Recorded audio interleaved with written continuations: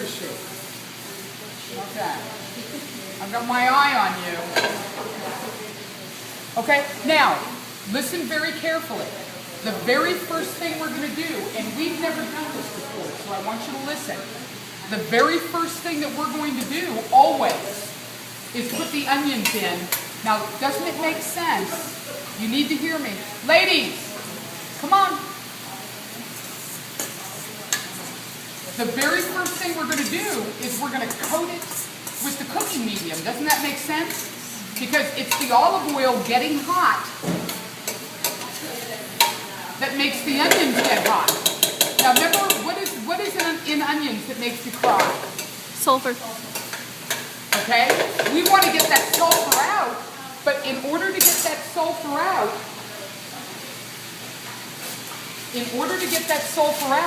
we need to open up the cellulose cells. Because that's where that sulfur is hiding, in the cellulose cells. So we're going to do something that's called sweating.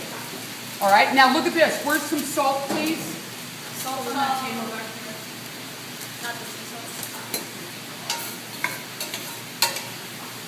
The first thing we want to do, and you've heard this before, anyway, we're going to use parchment to bring it up to heat, and you've heard this before.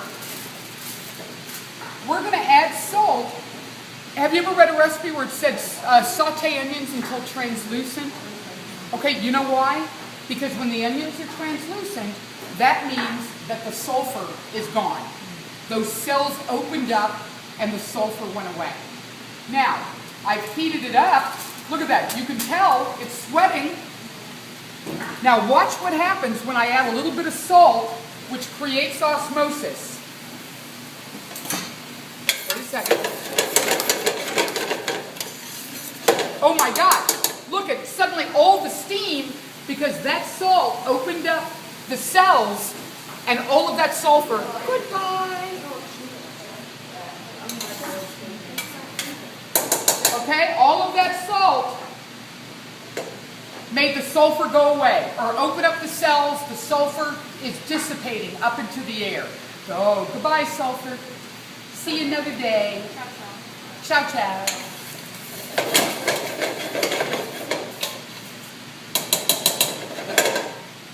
When the onions are...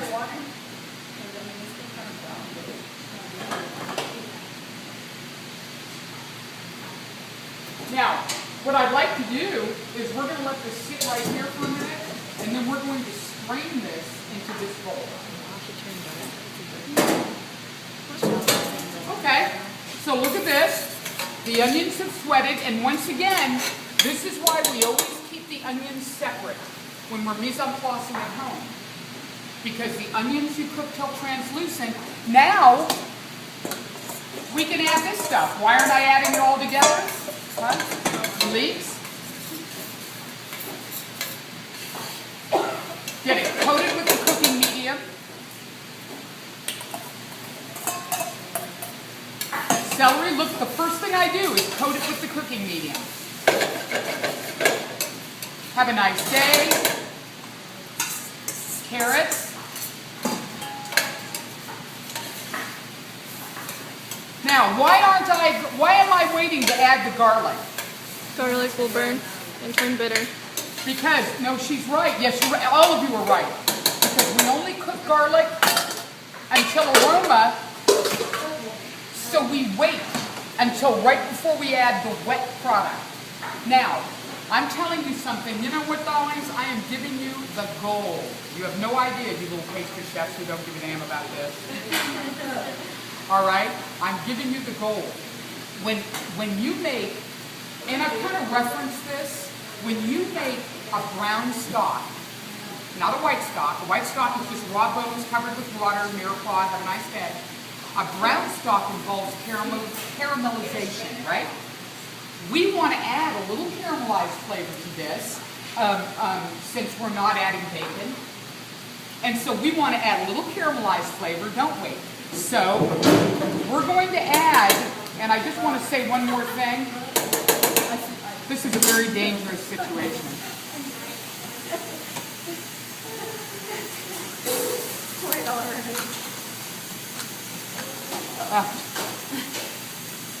we're going to add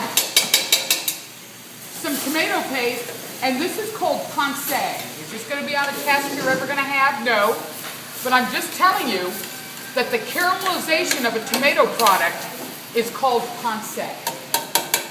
And so isn't that nice that we can add that little bit of umami maybe, the caramelization, even though we're not adding bacon to this particular sauce.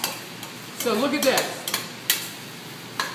Nothing caramelizes in the presence of moisture, so that's why I'm making sure, look, as I stir, moisture is leaving. And sure enough, I'm getting a little fondage on the bottom of the pot.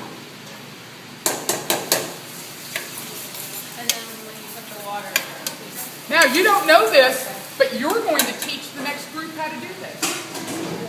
Yep, I'm going to be right there. Aren't you tomato people? Yes. Yeah, and so you're going to teach them.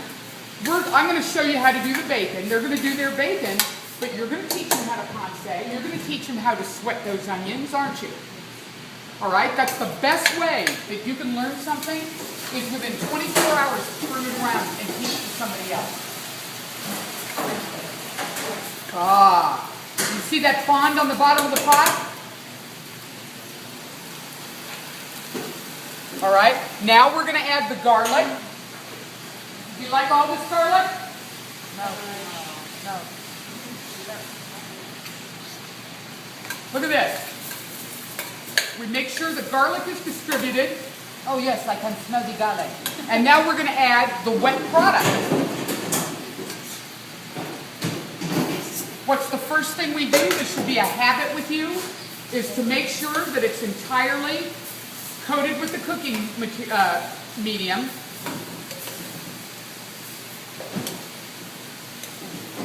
Okay, you do that. I'm going to add a little bit of water.